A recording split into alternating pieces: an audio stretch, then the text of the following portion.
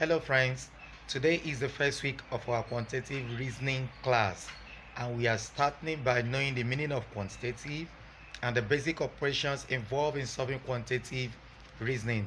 Number one, quantitative reasoning is a subject that has to do with a lot of thinking ability. If you cannot think, there is no how you can solve quantitative reasoning. So if you want to pass your quantitative reasoning subject, you must learn how to think accurately, think correctly.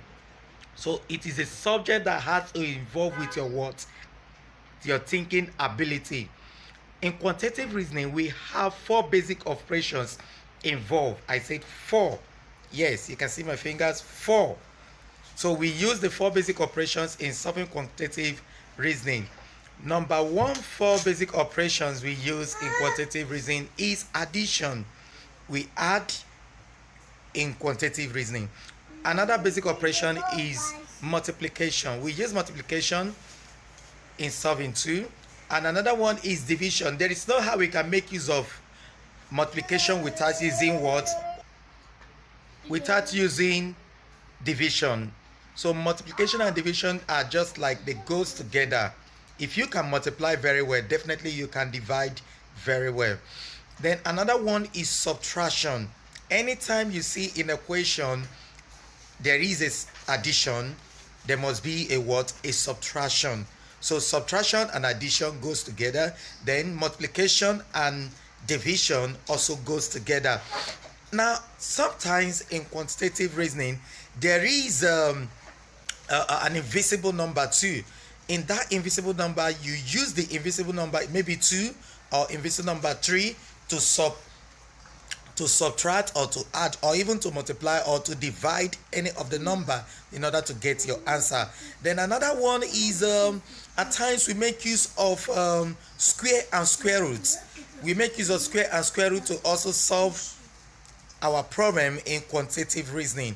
So if you have a question that has to do with find the, they will not even state it, find the square root of this particular number, but when you reason along with your question, you will come across that there is square roots in that particular question, or there is a number that you need to square in that particular question.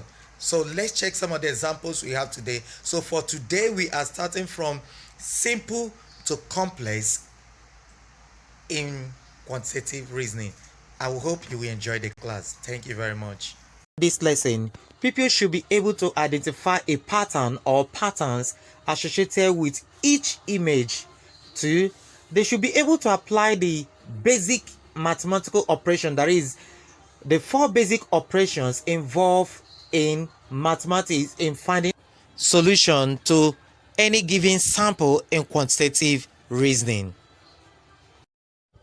Okay, children, I want you to look at this section A and ask yourself, what is the basic operation being used to find 9, 7, and 4? Which method are they using to get these numbers? I want you to figure it out before I will help you. Now, let me help you. If you want to get your 9, 4 plus 5 will give you 9. To get 7, you will say 9 minus 2 will give you 7. And to get 4, you will say what?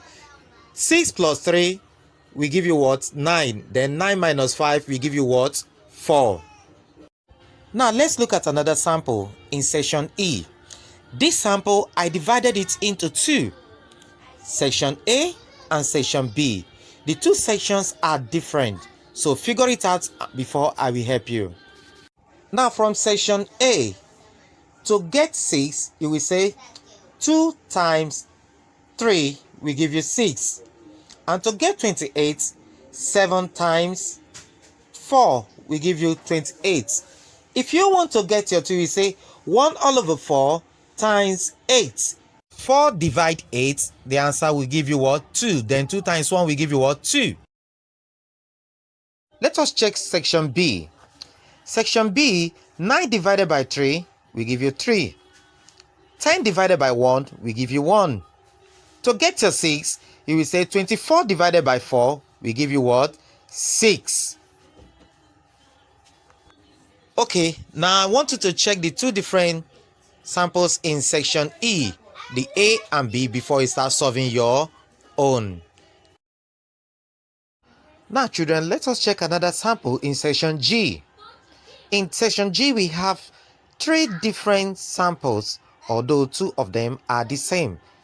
Okay, B and C are the same. Then check it out and tell me what to do. Now let's provide solution to section G. If you want to get to 21, you will say 4 times 3 will give you 21. To get 18, 21 minus 3 will give you 18. To get 3, 21 minus 18 will give you 3. Now to get 7, you will say 21 divided by 3 will give you what? 7. Now children, I want you to take your time to go through all the samples that I've solved on the board for you. Play the video all over again. If there is any sample that you do not understand, please do not hesitate to call your elderly ones to guide you through. Thank you. Now children, I want you to use the examples that I've solved for you on the board to solve all the questions that will appear on the screen. There are about 50 questions altogether.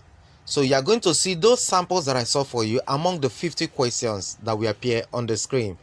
Thank you very much. And remember, if you find anyone difficult, kindly call the attention of your parents or do not hesitate to call your teacher to assist you. Thank you very much. Do have a nice and a wonderful time.